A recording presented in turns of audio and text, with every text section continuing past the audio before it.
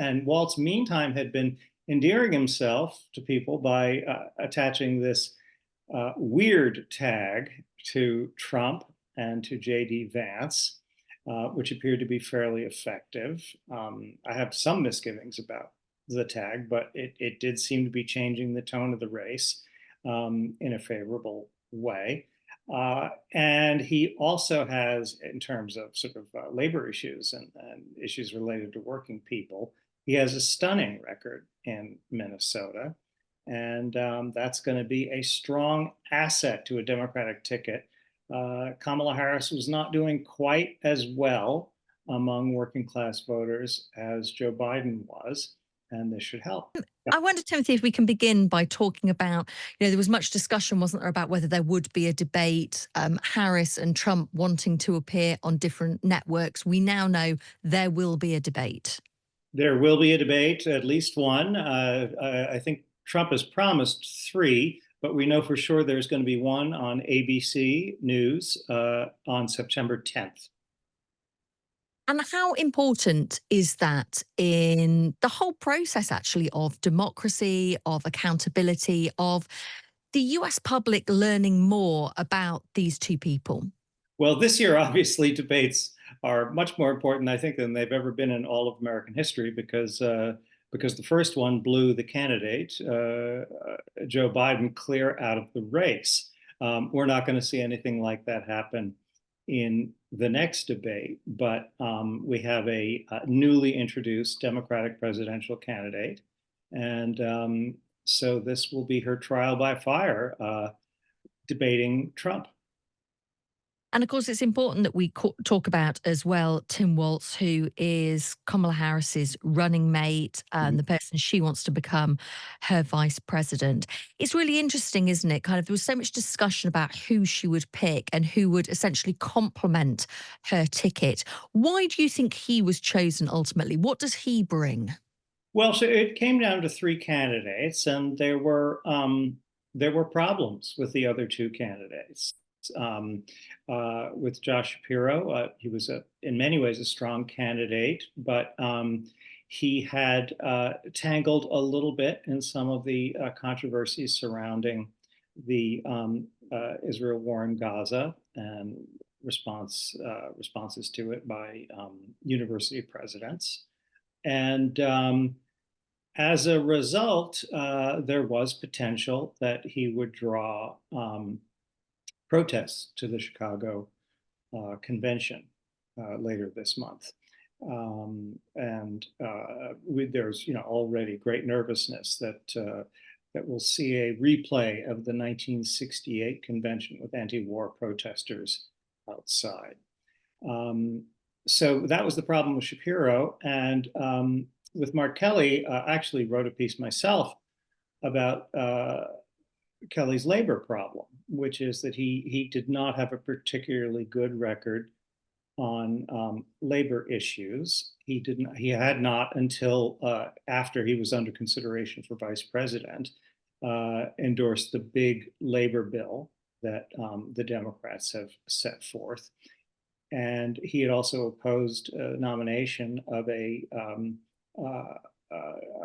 wage and hour administrator at the Labor Department who was kind of a tough cop and was strongly supported by other Democrats. So it really kind of came down to Walz, and Walz, meantime, had been endearing himself to people by attaching this weird tag to Trump and to J.D. Vance, which appeared to be fairly effective. I have some misgivings about the tag, but it did seem to be changing the tone of the race in a favorable way.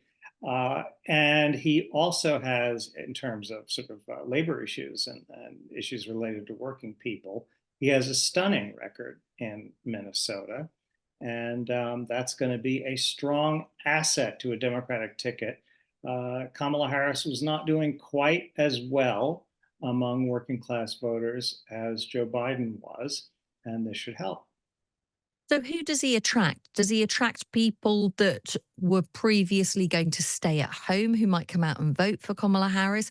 Or is he likely to pull people over who were maybe Republicans who didn't want to vote for Trump, or even pull people over from Trump?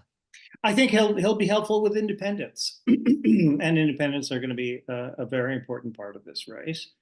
And he's also going to be important in the swing states, particularly the Midwestern swing states, because he's a Midwestern guy. Minnesota, where he's governor, is not a swing state, but still, I think he's the sort of guy who should appeal to a lot of Midwestern voters.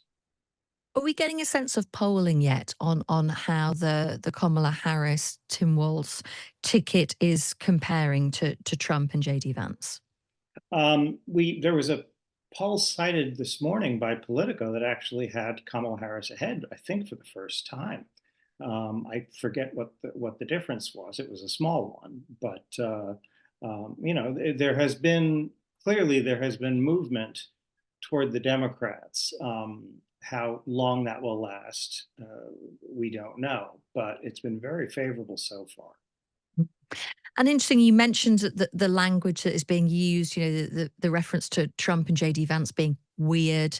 Also, a kind of less of a threat to democracy, which was what we kept being told by Biden, more of a focus now from Kamala Harris saying things like, we're going to help the economy, we're going to improve your life. It almost feels like a bit more of maybe a positive message. Yes, which is a very, very good change, I think. Biden had been emphasizing Trump's threat to democracy, which is real, but it was not moving voters, particularly not moving voters in swing states. It was doing pretty well with older voters, so Harris won't be able to drop the theme entirely because older voters are very important in this election, and in all United States elections recently.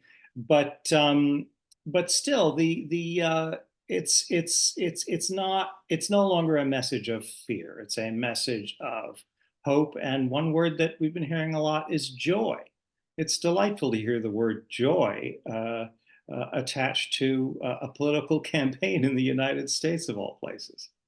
Bargaining is about saying, let the collective come together around a common experience. Yeah, that's right. Which at its core is about dignity and the dignity of labor. That's right. And then let the people come together to negotiate so you make the balance. And then the outcome will be fair. Right. And isn't that what we're talking about in this year election? Yes. We're saying we just want fairness. We want dignity for all people.